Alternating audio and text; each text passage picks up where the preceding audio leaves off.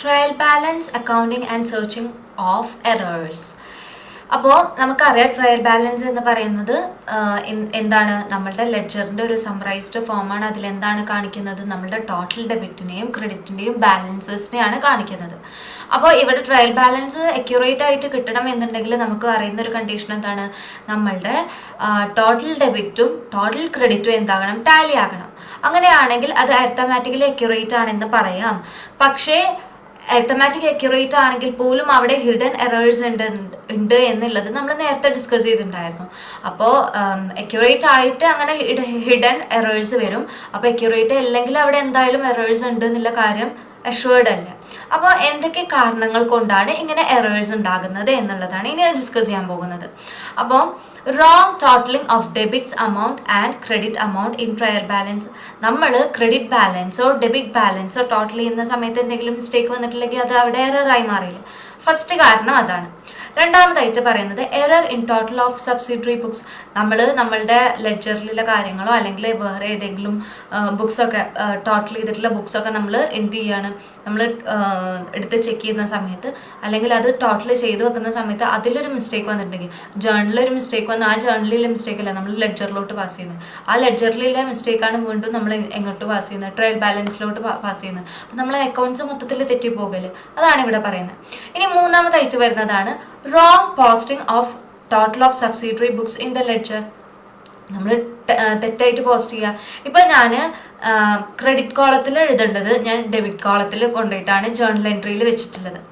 Journal entry pass ചെയ്ത സമയത്ത് ക്രെഡിറ്റിൽ എഴുതേണ്ട കാര്യം ഞാൻ ഡെബിറ്റിൽ കൊണ്ടുപോയി എഴുതി, ഡെബിറ്റിൽ എഴുതേണ്ട കാര്യം ഞാൻ ക്രെഡിറ്റിൽ കൊണ്ടുപോയി എഴുതി. അപ്പം ഞാൻ അവിടെ ജേർണലിൽ തെറ്റിച്ച കാര്യം എന്താണ്, അതങ്ങനെ പാസ് ചെയ്ത് പോവാണ്. അത് വീണ്ടും നമ്മൾ എന്ത് ചെയ്തു, ലെഡ്ജറിലോട്ട് പാസ് ചെയ്തു, ലെഡ്ജറിൽ നിന്ന് വീണ്ടും നമ്മൾ ട്രയൽ ബാലൻസിലോട്ട് പാസ് ചെയ്തു. മൊത്തത്തിൽ എന്താകാണ്, നമ്മളുടെ ബാലൻസ് തെറ്റി പോവാണ്. Omitting and balance in the trial balance. നമ്മളെന്താ വിട്ടുപോവുക. ഇപ്പം നമ്മൾ ഏതെങ്കിലും ഒരു ബാലൻസ് കൊടുക്കുന്ന സമയത്ത് നമ്മൾ ക്രെഡിറ്റിൽ എഴുതേണ്ട കാര്യം ഡെബിറ്റിൽ എഴുതേണ്ട കാര്യം ചിലപ്പോൾ മിസ്സായി പോവുക, ഏതെങ്കിലും ഒരു അക്കൗണ്ട് ബാലൻസ് മിസ്സായി പോയി. അങ്ങനെ വരുമ്പോൾ നമ്മളുടെ ട്രയൽ ബാലൻസ് ഉണ്ട് തെറ്റല്ല ചാൻസ് ഉണ്ട്. Showing the account balance in wrong column with the wrong amount in trial balance.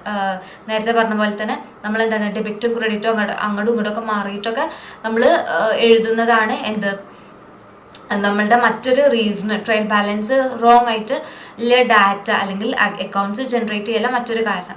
Wrong calculation of account balance. Account ബാലൻസിന് നമ്മൾ തെറ്റായ രീതിയിൽ കാൽക്കുലേറ്റ് ചെയ്യുന്നത്. Error in posting journal entry to ledger. നമ്മൾ ledger എൻട്രിയിൽ ജേർണലിൽ നമ്മൾ റോങ് ആയിട്ട് നമ്മൾ ഡാറ്റാസ് അല്ലെങ്കിൽ അക്കൗണ്ട്സ് കൊടുക്കുകയാണെങ്കിൽ അതേ റോങ് ആയിട്ടുള്ള അക്കൗണ്ട്സ് ആണ് നമ്മൾ എങ്ങോട്ട് പാസ് ചെയ്യുന്നത്, ലെഡ്ജറിലോട്ട് പാസ് ചെയ്യുന്നത്. ഇനി വരുന്ന മിസ്റ്റേക്ക് എന്താണ് നോക്കിയാലോ. Recording A transaction incorrectly in the journal. നമ്മൾ കൊടുക്കുന്ന ട്രാൻസാക്ഷൻ, അതായത് ജേർണലിൽ കൊടുത്തിട്ടുള്ള ട്രാൻസാക്ഷനിൽ എന്തെങ്കിലും ഇൻകറക്റ്റ് ആയിട്ടുള്ള ഡാറ്റയാണ് നമ്മൾ അല്ലെങ്കിൽ ഇൻകറക്റ്റ് ആയിട്ടുള്ള അക്കൗണ്ട്സ് ആണ് നമ്മൾ കൊടുത്തിട്ടുണ്ടെങ്കിൽ അതേ എറർ നമ്മൾ എവിടെ റിപ്പീറ്റ് ചെയ്യും, ട്രയൽ ബാലൻസിൽ റിപ്പീറ്റ് ചെയ്യുന്നതാണ്.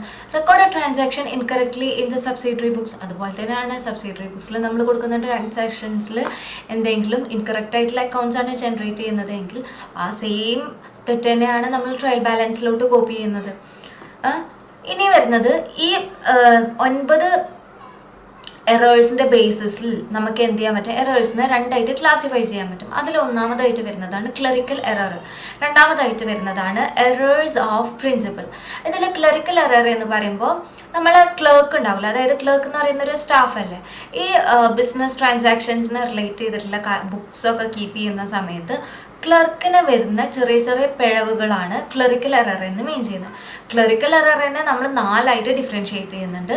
Error of omission, compensating errors, അതുപോലെ തന്നെ error of duplication, error of commission.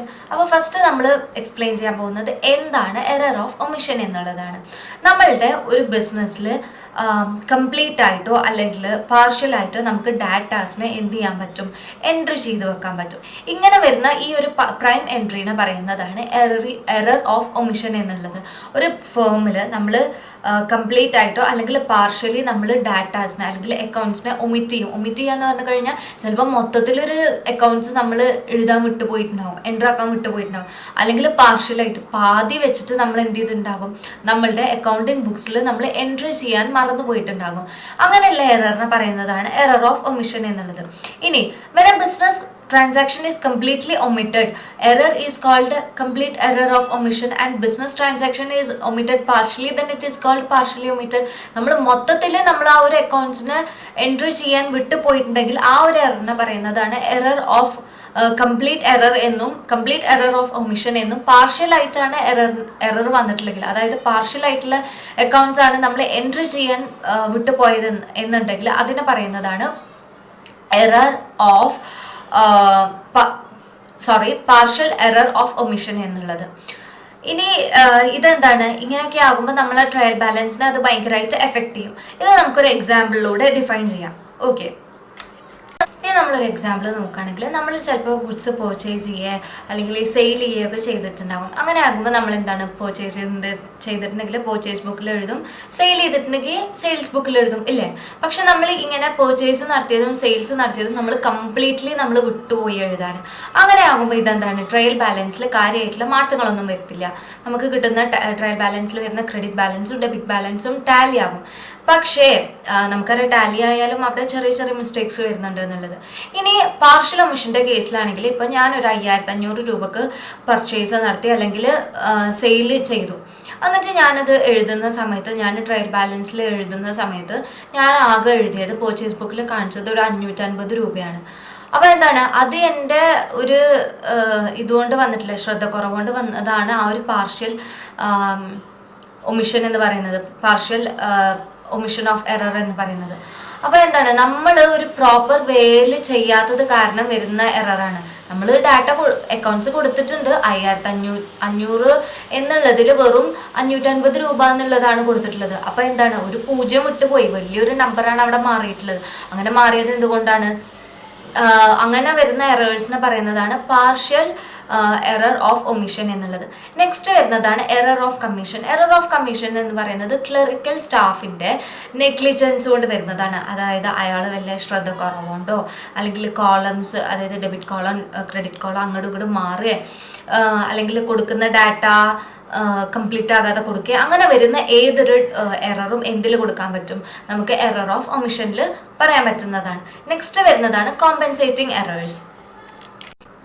Compensating error എന്ന് പറഞ്ഞാൽ സിമ്പിളായിട്ട് പറയുകയാണെങ്കിൽ ഒരു എറർ കാരണം മറ്റൊരു എറർ ക്യാൻസൽ ആയിട്ട് പോവാം. ഇതാണ് കോമ്പൻസേറ്റിംഗ് എറർ എന്നുകൊണ്ട് മീൻ ചെയ്യുന്നത്. എക്സാമ്പിളായിട്ട് പറയുകയാണെങ്കിൽ നമുക്ക് 2 തരത്തിൽ പറയാൻ പറ്റും.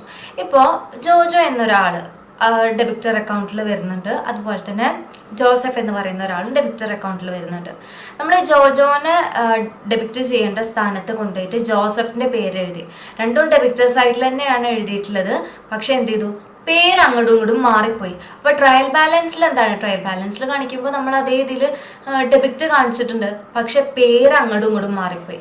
അപ്പോൾ എന്താണ്, ഇവിടെ ജോജോന്റെ എഴുതേണ്ടടുത്ത് ജോസഫിന്റെ പേര് എഴുതി.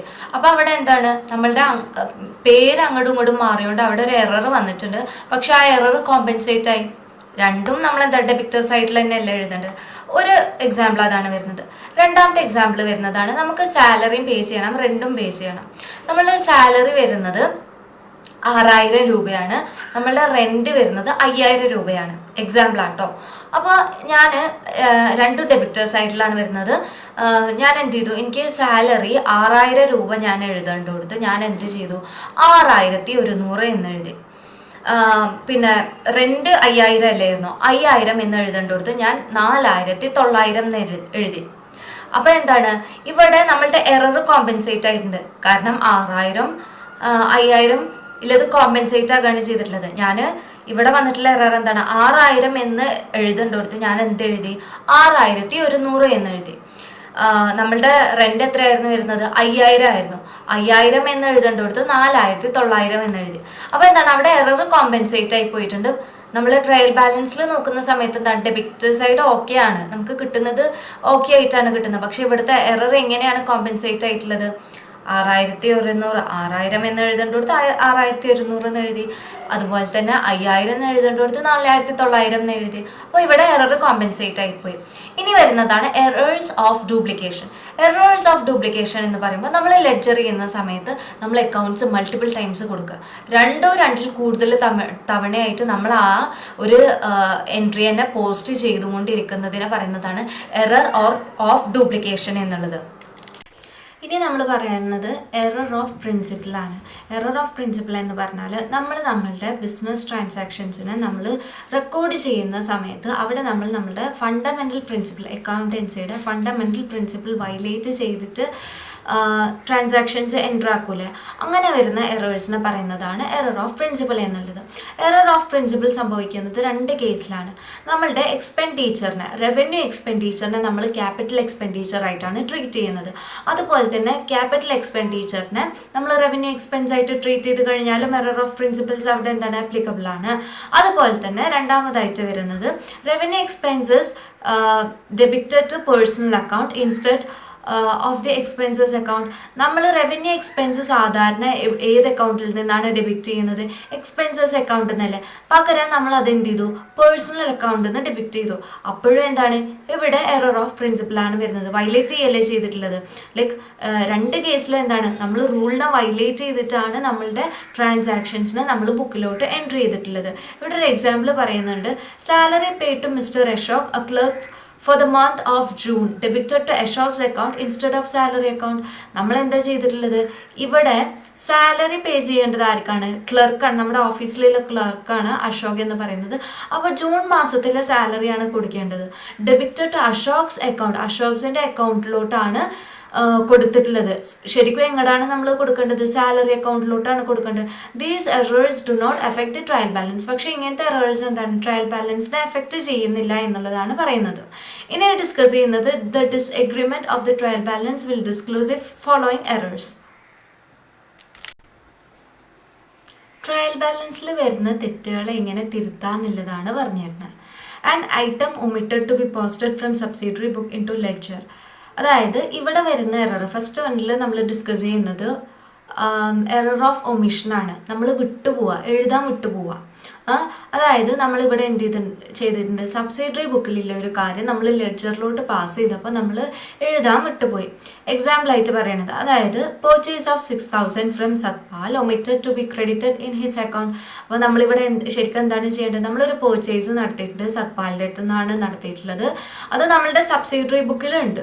പക്ഷെ നമ്മളത് എന്താണ് ക്രെഡിറ്റ് ചെയ്തത്, അയാളുടെ അക്കൗണ്ടിൽ ക്രെഡിറ്റ് ചെയ്തത് ലെഡ്ജറിലോട്ട് കൊടുത്തപ്പോൾ കാണിക്കാൻ വിട്ടുപോയി. As A result this error figures the sundry creditor to be shown in the trial balance will be reduced by 6,000 and the total of credit side of trial balance will be 6,000 less as compared to debit side of the trial balance. അപ്പോൾ നമ്മൾ credit സൈഡും debit സൈഡും നോക്കുന്ന സമയത്ത് ഇവിടെ എന്താണ് credit side, debit സൈഡിൽ എന്താണ് 6,000 രൂപയുണ്ട്. പക്ഷെ ക്രെഡിറ്റ് സൈഡിൽ എന്തായിട്ടുണ്ട്? 6,000 രൂപ ലെസ് ആയിട്ടാണ് കാണിക്കുന്നത്. അപ്പോൾ ഇവിടെ വന്നിട്ടുള്ള എറർ എന്താണ്? എറർ ഓഫ് ഒമിഷനാണ്. ഇനി രണ്ടാമത് പറയുന്ന എറർ എന്ന് പറയുന്നത് posting of wrong amount to a ledger account. നമ്മൾ തെറ്റായ രീതിയിൽ എന്ത് ചെയ്തു? പോസ്റ്റ് ചെയ്തു ലെഡ്ജറിൽ. അതായത് credit sale of RS 12,000 to Nisha wrongly posted to account RS 1,200. ഇവിടെ 12,000 രൂപയാണ് ശരിക്കും ക്രെഡിറ്റ് സെയിൽ നടത്തിയിട്ടുള്ളത്.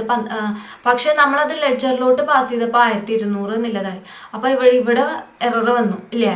The effect of this error will figure that debtor will reduce by 10,800 and the total of debit of trial balance will be debit 10,800 less than that of the credit side. ഇവിടെയും വന്നിട്ടുള്ളത് എന്താണ്? അപ്പോൾ ശരിക്കും നമ്മളിവിടെ നിഷൻ്റെ account എന്താണ് ചെയ്യുന്നത്? Debit ചെയ്യണം. അപ്പോൾ ഇവിടെ ഡെബിറ്റ് സൈഡിൽ ശരിക്കും 10,800 രൂപ കമ്മിയായിട്ട് വരികയാണ് ചെയ്തിട്ടുള്ളത്. അപ്പോൾ നമ്മൾ എന്ത് ചെയ്യും? ആ ഒരു എററിനെ അത് ശരിയാക്കി കഴിഞ്ഞാൽ ആ ഡെബിറ്റ് സൈഡിൽ 10,800 രൂപ കൊടുത്തു കഴിഞ്ഞാൽ നമ്മളെ എറർ ഇവിടെ എന്ത് ചെയ്യാൻ പറ്റും? നമുക്ക് കറക്റ്റ് ചെയ്യാൻ പറ്റും.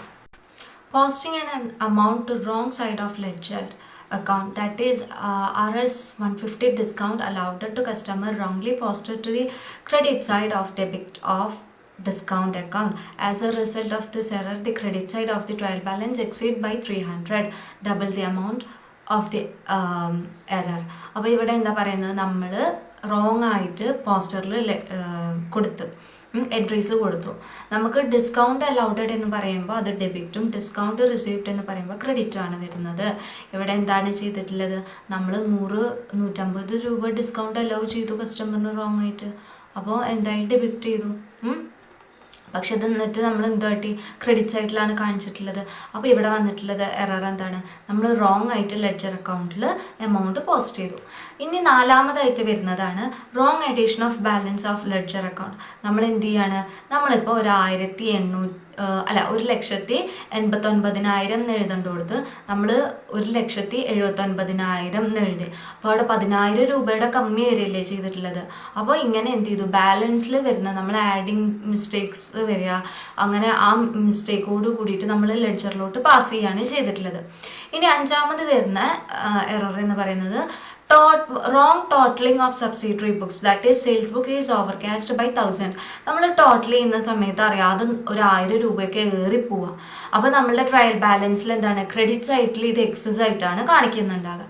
ഇനി ആറാമതായിട്ട് വരുന്നതാണ് an amount in subsidiary book posted twice to a ledger. നമ്മൾ സബ്സിഡറി ബുക്കിൽ വരുന്ന ഒരു എമൗണ്ടിന് നമ്മൾ ഡ്യൂപ്ലിക്കേറ്റ് ചെയ്തു, അതായത് ഒന്നിൽ കൂടുതൽ തവണ ലെഡ്ജറിൽ എഴുതി കഴിഞ്ഞാൽ ഡ്യൂപ്ലിക്കേഷൻ എറർ അല്ലേ, അപ്പോൾ അങ്ങനെ ഡ്യൂപ്ലിക്കേറ്റ് ചെയ്തു. ഇനി ഏഴാമതായിട്ട് വരുന്നതാണ് omission of a balance of an account in the trial balance, that is cash and bank balances may be omitted to be included in trial balance. നമ്മളുടെ ട്രയൽ ബാലൻസിൽ ഇൻക്ലൂഡ് ചെയ്യേണ്ട ക്യാഷും അതുപോലെ തന്നെ ബാങ്ക് ബാലൻസും ഒമിറ്റ് ചെയ്തു, അറിയാതെ വിട്ടുപോയി. അപ്പോൾ എന്താണ്, ശരിക്ക് നമ്മൾ ഈ ഇൻക്ലൂഡ് ചെയ്യേണ്ട കാര്യം ട്രയൽ ബാലൻസിൽ അറിയാതെ വിട്ടുപോകുമ്പോൾ അത് എന്തായിട്ട് മാറുകയാണ്, എററായിട്ട് മാറുകയാണ് ചെയ്യുന്നത്. അപ്പോൾ നമ്മൾ അതിനെ ആ ഒരു എററിനെ മാറ്റാൻ വേണ്ടിയിട്ട് നമ്മൾ എന്താ ചെയ്യേണ്ടത്, നമ്മൾ ആ ക്യാഷും ബാങ്ക് ബാലൻസസും ട്രയൽ ബാലൻസിലോട്ട് ആഡ് ചെയ്യണം. ഇനി വരുന്ന എററാണ് നമ്മൾ ട്രയൽ ബാലൻസിൽ 614 എന്ന് എഴുതേണ്ടടുത്ത് 416 എന്ന് എഴുതി. അപ്പോൾ ഇങ്ങനെ വരുന്ന എററിനെ എന്താണ് പറയുന്നത്, ട്രാൻസ്പോസിഷൻ എറർ എന്നുള്ളതാണ് പറയുന്നത്. ഇനി നെക്സ്റ്റ് ആയിട്ട് വരുന്നതാണ് balance of some account written to wrong sides of the trial balance, that is balance of commission earned wrongly and shown to debit side instead of credit side of trial balance. നമ്മൾ credit സൈഡിൽ കാണിക്കേണ്ട commission എന്ത് ചെയ്യും, ചിലപ്പോൾ debit സൈഡിൽ കാണിച്ചിട്ടുണ്ടാവും, അല്ലെങ്കിൽ debit സൈഡിൽ കാണിക്കേണ്ട കാര്യം നമ്മൾ ചിലപ്പോൾ ക്രെഡിറ്റ് സൈഡിൽ കാണിച്ചിട്ടുണ്ടാകും. ഇനി വരുന്ന ഫൈനലായിട്ട് വരുന്ന എററാണ് an error in totalling of trial balance will bring the disagreement of the trial balance. അപ്പോൾ നമ്മളിങ്ങനെ തെറ്റായിട്ടുള്ള രീതിയിൽ നമ്മൾ ട്രയൽ ബാലൻസ് ചെയ്യുകയാണെങ്കിൽ അത് നമുക്ക് എന്താണ്, ട്രയൽ ബാലൻസിൻ്റെ എക്സാക്റ്റ് ആയിട്ടുള്ളൊരു റിസൾട്ട് തരൂ, ഇല്ല. അത്രയേ ഉള്ളൂ ഈ പോയിന്റ്സിൽ പറയുന്നത്. ഈ മൊഡ്യൂളിൽ ഫൈനലായിട്ട് വരുന്ന പോർഷനാണ് സ്റ്റെപ്സ് ഫോർ ലൊക്കേറ്റിംഗ് എറേഴ്സ് എന്നുള്ളത്. അപ്പോൾ എങ്ങനെയൊക്കെയാണ് നമുക്ക് ട്രയൽ ബാലൻസിൽ എറേഴ്സ് വന്നിട്ടുണ്ടെങ്കിൽ ആ എറേഴ്സിന് ലൊക്കേറ്റ് ചെയ്യാം, അതിന് സെർട്ടൈൻ സ്റ്റെപ്സ് വരുന്നുണ്ട്. അതിൽ ഫസ്റ്റ് വരുന്ന സ്റ്റെപ്പ് എന്താണ്, recheck the total of trial balance and certain the exact amount difference in the trial balance. നമ്മൾ എന്ത് ചെയ്യും, ട്രയൽ ബാലൻസിൽ നമ്മളുടെ ക്രെഡിറ്റ് സൈഡും ഡെബിറ്റ് സൈഡും ടാലി ആകാതെ നിൽക്കുമ്പോൾ നമുക്ക് മനസ്സിലാകും എന്തുണ്ട്, ട്രയൽ ബാലൻസിൽ എറർ സംഭവിച്ചിട്ടുണ്ട്. അപ്പോൾ നമ്മൾ റീചെക്ക് ചെയ്യും, രണ്ടാമത് ചെക്ക് ചെയ്തതിന് ശേഷം നമ്മൾ എക്സാക്റ്റ് എമൗണ്ട് കൊടുക്കും. എന്നിട്ട് അപ്പോഴും നമ്മളത് ശരിയായില്ല എന്ന് വിചാരിക്കുക. അപ്പോൾ നമ്മൾ നേരെ എന്ത് ചെയ്യും, സെക്കൻഡ് സ്റ്റെപ്പ് ചെയ്യും. സെക്കൻഡ് സ്റ്റെപ്പിൽ എന്താ പറയുന്നതെന്ന് വെച്ചാൽ, ഇപ്പോൾ നമ്മൾ ചെയ്ത സമയത്ത്, അതായത് ക്രെഡിറ്റ് ബാലൻസ് ഡെബിറ്റ് ബാലൻസ് നോക്കിയ സമയത്ത് നമുക്ക് കിട്ടിയിട്ടുള്ള ബാലൻസ് 100 രൂപയാണെന്ന് കരുതുക. അങ്ങനെ വരുമ്പോൾ നമ്മൾ എന്ത് ചെയ്യും, ആ ഒരു ബാലൻസിനെ, ട്രയൽ ബാലൻസിനെ നമ്മൾ 2 വെച്ചിട്ട് ഡിവൈഡ് ചെയ്യും. ഡിവൈഡ് ചെയ്യുന്ന സമയത്ത് നമുക്ക് രണ്ട് സൈഡും സെയിം എമൗണ്ട് ആണ് കിട്ടിയതെങ്കിൽ, അത് ഡിവിസിബിൾ ആയിട്ടുണ്ടെങ്കിൽ അതിൽ നിന്ന് എന്ത് മനസ്സിലാക്കാൻ പറ്റും, നമുക്ക് ട്രയൽ ബാലൻസിൽ കിട്ടിയിട്ടുള്ളത് റോങ് ആയിട്ടുള്ള ഒരു ആൻസർ ആണെന്ന് മനസ്സിലാക്കാൻ പറ്റും. അതായത് അവിടെ 100 രൂപയിൽ എവിടെയോ ഒരു ഭാഗത്ത് എന്തോ ഒരു നമ്പർ, അതായത് ഇപ്പം 50 രൂപ കൂടുക, അല്ലെങ്കിൽ നമ്മൾ ഡിവൈഡ് ചെയ്ത സമയത്ത് 100നെ ഡിവൈഡ് ചെയ്ത് കഴിഞ്ഞാൽ 50 അല്ലേ കൂടുക. അപ്പം നമ്മൾ ചെയ്ത ബാലൻസിങ്ങിൽ 50 രൂപ കൂടി 50 രൂപ കുറേ ചെയ്തിട്ടുണ്ട് എന്നുള്ളത് മനസ്സിലാക്കാം. ഇനി സെക്കൻഡ് സ്റ്റെപ്പ് കൊണ്ട് നമ്മളുടെ മിസ്റ്റേക്ക് മനസ്സിലാക്കാൻ പറ്റുന്നില്ലെങ്കിൽ നമ്മൾ നേരെ എന്ത് ചെയ്യും, തേർഡ് സ്റ്റെപ്പിലോട്ട് മൂവ് ചെയ്യും. തേർഡ് സ്റ്റെപ്പിൽ എങ്ങനെ ചെയ്യുന്നതെന്ന് വെച്ചാൽ, നമുക്ക് കിട്ടിയിട്ടുള്ള ട്രയൽ ബാലൻസിനെ നമ്മൾ 9 വെച്ചിട്ട് ഡിവൈഡ് ചെയ്യും. ഡിവൈഡ് ചെയ്യുന്ന സമയത്ത് നമ്മളുടെ ഡിഫറൻസ് 9 ആയിട്ട് ഡിവിസിബിൾ ആണെങ്കിൽ, അതായത് 9 എന്ന ഡിജിറ്റ് ആയിട്ട് ഡിവിസിബിൾ ആണെങ്കിൽ ആ ഒരു എറർ 2 കാരണം കൊണ്ടാണ് സംഭവിക്കുന്നത് എന്നുള്ളത് നമുക്ക് മനസ്സിലാക്കിയെടുക്കാൻ പറ്റും. അതിൽ ഒന്നാമത്തെ റീസൺ എന്ന് പറയുന്നത് ട്രാൻസ്പൊസിഷൻ ആണ്, രണ്ടാമത്തെ റീസൺ എന്ന് പറയുന്നത് ട്രാൻസ്പ്ലേസ്മെന്റ് ആണ്. ഇനി എന്താണ് ട്രാൻസ്പൊസിഷൻ, എന്താണ് ട്രാൻസ്പ്ലേസ്മെന്റ് എന്ന് പറഞ്ഞുതരാം. ട്രാൻസ്പ്ലേസ്മെന്റ് എന്ന് പറയുന്നത്, നമ്മളിപ്പോൾ ഡിജിറ്റ് മറിച്ചെഴുതുക. ഇപ്പോൾ 57 എന്ന് എഴുതേണ്ട കൊടുത്ത് നമ്മൾ 75 എന്ന് എഴുതി കഴിഞ്ഞാൽ അവിടെ നമ്മളുടെ അക്കൗണ്ട്സിൽ മാറ്റം വരും ഇല്ലേ. അതുപോലെ തന്നെ 197 എന്ന് എഴുതേണ്ട കൊടുത്ത് എന്താണ്, പൊസിഷനെ മാറിയിട്ട് എഴുതുകയാണ് ചെയ്യുന്നത്. അപ്പോൾ 791 എഴുതി. ഇങ്ങനെ വരുന്ന തെറ്റുകളാണ് അല്ലെങ്കിൽ ഇങ്ങനെ വരുന്ന എറേഴ്സിന് പറയുന്നതാണ് ട്രാൻസ്പൊസിഷൻ എന്നുള്ളത്. ഇനി ട്രാൻസ്പ്ലേസ്മെന്റ് എറേഴ്സ് ഏത് തരത്തിലാണെന്നറിയോ? ഇപ്പോൾ നമുക്ക് 5694 രൂപയാണ് ശരിക്കും നമ്മൾ കാണിക്കേണ്ടത്, ട്രയൽ ബാലൻസിൽ കാണിക്കേണ്ടത്. പക്ഷേ അതിന് പകരം നമ്മൾ എഴുതിയത് 56.94, 5694 എന്ന് എഴുതേണ്ടടുത്ത് 56.94 എന്നാണ് കാണിച്ചിട്ടുള്ളത്. അല്ലെങ്കിൽ ചിലപ്പോൾ ഇങ്ങനെ ആക്കിയിട്ടുണ്ടാകും, ചിലപ്പോൾ നമ്മൾ കൊടുത്തിട്ടുണ്ടാകുക 5694.4. അപ്പോൾ എന്താണ് ഇവിടെ നമ്മളെ പ്ലേസ്മെന്റ് ആണ് മാറുന്നത്, പ്ലേസ് മാറുകയാണ് ചെയ്യുന്നത്. പ്ലേസ് വാല്യൂ മാറിക്കഴിഞ്ഞാൽ എന്താണ് മൊത്തത്തിൽ ആൻസർ മാറിയില്ലേ? അപ്പോൾ ഇങ്ങനെ വരുന്ന എറേഴ്സിനെ പറയുന്നതാണ് ട്രാൻസ്പൊസിഷൻ എറേഴ്സും അതുപോലെ തന്നെ ട്രാൻസ്പ്ലേസ്മെന്റ് എറേഴ്സും. ഇങ്ങനെ നമുക്ക് ചെയ്യാൻ പറ്റുന്നത് എങ്ങനെയാണ്? ഈ ഒരു എറേഴ്സിന് നമ്മൾ എങ്ങനെയാണ് ഫൈൻഡ് ചെയ്യുന്നത്? നമ്മൾ ട്രയൽ ബാലൻസിനെ 9 വെച്ച് ഡിവൈഡ് ചെയ്യും. 9 വെച്ച് ഡിവൈഡ് ചെയ്യുന്ന സമയത്ത് ഇത് കംപ്ലീറ്റ്ലി 9 ആയിട്ട് ഡിവിസിബിൾ ആയിട്ടുണ്ടെങ്കിൽ ഇതിൽ ഏതൊരു എറർ അവിടെ സംഭവിച്ചിട്ടുണ്ട് എന്നുള്ളത് മനസ്സിലാക്കിയെടുക്കാൻ പറ്റും. ഇനി നാലാമത്തെ സ്റ്റെപ്പിൽ എന്താ പറയുന്നത്? see that all the balances of accounts including cash and bank balances have included in trial balance. നമ്മൾ എന്ത് ചെക്ക് ചെയ്യണം? നമ്മുടെ ക്യാഷ് ആവട്ടെ ബാങ്ക് ബാലൻസസ് ആവട്ടെ ഇതെല്ലാം നമ്മൾ ട്രയൽ ബാലൻസിൽ ഇൻക്ലൂഡ് ചെയ്തിട്ടുണ്ട് എന്നുള്ളത് എൻഷുവർ ചെയ്യണം. അതുപോലെ തന്നെ അഞ്ചാമത്തെ സ്റ്റെപ്പിൽ വരുന്നതാണ് see that the opening balances have been correctly brought forward into current year's book. നമ്മൾ കഴിഞ്ഞ വർഷത്തെ അതായത് പ്രീവിയസ് ഇയറിലെ കാര്യങ്ങൾ അതായത് ബാലൻസസിന് നമ്മൾ കറക്റ്റായിട്ട് ഈ വർഷത്തെ ഇയർ ബുക്കിലോട്ട് കൊണ്ടുവന്നിട്ടുണ്ട് എന്നുള്ളത് നമ്മൾ എന്ത് ചെയ്യണം? ചെക്ക് ചെയ്യേണ്ടതുണ്ട്. ഇനി 6th സ്റ്റെപ്പിൽ പറയുന്നത് if the difference of large amount compared the trial balance of current year with the previous year and see the figures under similar head account and approximately the same as those of previous year and whether their balances fall on the same side of the trial balance. If the difference between the trial balance figures and the current year's figures is large, establish the cause of difference. ഇങ്ങനെ പറഞ്ഞാൽ ഒന്നും മനസ്സിലായിട്ടുണ്ടാവില്ലല്ലേ? Okay, സിമ്പിളായിട്ട് പറയുകയാണെങ്കിൽ നമ്മൾ previous ഇയറിലെ balance നോക്കി അതിൽ എന്ത് ചെയ്തു? വർഷം കഴിഞ്ഞ് പിറ്റത്തെ വർഷത്തിലോട്ട് വരുമ്പോൾ എന്താണ് നമ്മൾ ബാലൻസ് വന്നതെല്ലാം നമ്മൾ പിന്നെ ഓപ്പണിംഗ് എൻട്രി ആയിട്ടല്ലേ എടുക്കുന്നത്. ഈ ഓപ്പണിംഗ് എൻട്രി ആയിട്ട് എടുത്ത സമയത്ത് നമ്മൾ പ്രീവിയസ് ഇയർത്തെ ബാലൻസും നമ്മൾ ഓപ്പണിംഗ് എൻട്രി ആയിട്ട് എടുത്തിട്ടുള്ള ബാലൻസിലും ഭയങ്കര ഡിഫറൻസ് വരുന്നുണ്ട്. കഴിഞ്ഞ വർഷത്തെ ബാലൻസും ഈ വർഷത്തെ ബാലൻസ് വെച്ച് കമ്പയർ ചെയ്തപ്പോൾ ഭയങ്കര ഡിഫറൻസ് എന്ന് പറഞ്ഞാൽ ഒരു 5 ലക്ഷത്തിൻ്റെയും 10 ലക്ഷത്തിൻ്റെയും ഒക്കെ ഡിഫറൻസ് വരുന്നുണ്ട്. അപ്പോൾ നമ്മൾ എന്ത് ചെയ്യും? നമ്മുടെ ലെഡ്ജറും ജേർണലും എല്ലാം ഇരുന്നിട്ട് നമ്മൾ എന്ത് ചെയ്യും? ഇങ്ങനെ അരിച്ച് പെറുക്കി തപ്പാൻ തുടങ്ങി എവിടെയാണ് മിസ്റ്റേക്ക് വന്നിട്ടുള്ളത് എന്നുള്ളത് നോക്കും. അപ്പോൾ മിക്കവാറും അതെന്തൊക്കെ നമുക്ക് ഒന്നെങ്കിൽ ട്രാൻസ്പൊസിഷൻ എററോ അല്ലെങ്കിൽ ട്രാൻസ്പ്ലേസ്മെന്റ് എററോ അങ്ങനെ എന്തെങ്കിലുമൊക്കെ വന്നിട്ടുള്ളതാകാം. അപ്പോൾ നമ്മൾ എന്ത് ചെയ്യും? കറക്റ്റായിട്ട് ചെക്ക് ചെയ്തിട്ട് അത് ശരിയാക്കും. ഇനി ഇതൊന്നുമല്ല, ഈ പ്രശ്നങ്ങളൊന്നുമല്ല നമ്മളുടെ ട്രയൽ ബാലൻസിൽ വരുന്ന എറർ. നമുക്ക് എററിനെ ലൊക്കേറ്റ് ചെയ്യാൻ പറ്റുന്നില്ലെങ്കിൽ നമുക്ക് ഫൈനലായിട്ടൊരു സ്റ്റെപ്പ് ചെയ്യാൻ പറ്റുന്നത് എന്താണ്? നമുക്ക് 7ാമത്തെ സ്റ്റെപ്പിലൂടെയാണ് അത് എക്സ്പ്ലെയിൻ ചെയ്യുന്നത് കേട്ടോ. നമ്മൾ എന്ത് ചെയ്യും? Check the totals of subsidiary books paying particular attentions to carry forward. നമ്മൾ സബ്സിഡറി ബുക്സ് നോക്കും, എന്തിനൊക്കെയാണ് നമ്മൾ കൊടുക്കുന്നത്, എത്രയൊക്കെയാണ് നമ്മൾ പേ ചെയ്യുന്നത്, ഈ വക കാര്യങ്ങളൊക്കെ നോക്കും. ഇനി 2ാമത്തെ പോയിന്റിൽ എന്താ പറയുന്നത്? Check the posting made from the journal of subsidiary book in the ledger. നമ്മൾ ലെഡ്ജറിൽ കൊടുത്തിട്ടുള്ള കാര്യങ്ങളും സബ്സിഡറി ബുക്സിൽ കൊടുത്തിട്ടുള്ള അക്കൗണ്ട്സും എല്ലാം എന്ത് ചെയ്യും? ചെക്ക് ചെയ്യും. Recheck the balance extracted from the ലെഡ്ജറിൽ നിന്ന് എക്സ്ട്രാക്ട് ചെയ്തിട്ടുള്ള ബാലൻസസ് എന്താണെന്ന് വീണ്ടും ചെക്ക് ചെയ്യും. Recast the list of balances. നമ്മൾ ജേർണലിൽ കിട്ടിയിട്ടുള്ള ബാലൻസ് ആകട്ടെ, ലെഡ്ജറിന് കിട്ടിയിട്ടുള്ള ബാലൻസ് ആകട്ടെ, ട്രയൽ ബാലൻസിന് കിട്ടിയിട്ടുള്ള ബാലൻസ് ആകട്ടെ, ഇതിനൊക്കെ വെച്ചിട്ട് നമ്മൾ എന്ത് ചെയ്യും? കമ്പയർ ചെയ്തിട്ട് അനലൈസ് ചെയ്യാണ് ചെയ്യുന്നത്. ഇനി നമുക്ക് 7ാമത്തെ സ്റ്റെപ്പ് വെച്ചിട്ട് നമ്മളുടെ എറർ എന്താണെന്ന് ലൊക്കേറ്റ് ചെയ്യാൻ പറ്റുന്നില്ലെങ്കിൽ നമ്മൾ എന്താ ചെയ്യേണ്ടത്? നമ്മൾ ബിഗിനിങ് മുതൽ എങ്ങനെയൊക്കെയാണ് നമ്മൾ അക്കൗണ്ടിങ് പ്രോസസ്സ് ചെയ്യുന്നത് ആ ഒരു ബിഗിനിങ് എൻട്രി മുതൽ നമ്മൾ എന്ത് ചെയ്യും? അതായത് പ്രൈമറി എൻട്രി സബ്സിഡറി ബുക്സ് ആവട്ടെ അത് ചെക്ക് ചെയ്യും. അതുപോലെ തന്നെ നമ്മളുടെ ലെഡ്ജർ ഒക്കെ റീചെക്ക് ചെയ്ത് എന്ത് ചെയ്യും? നമ്മളുടെ എററിനെ ലൊക്കേറ്റ് ചെയ്യുന്നതാണ്. അപ്പോൾ ഇത്രയേ ഉള്ളൂ 7th മൊഡ്യൂൾ വരുന്നത്. അപ്പം നെക്സ്റ്റ് മൊഡ്യൂൾ ഉടനെ നമ്മൾ അപ്ലോഡ് ചെയ്യുന്നതാണ്. ബൈ.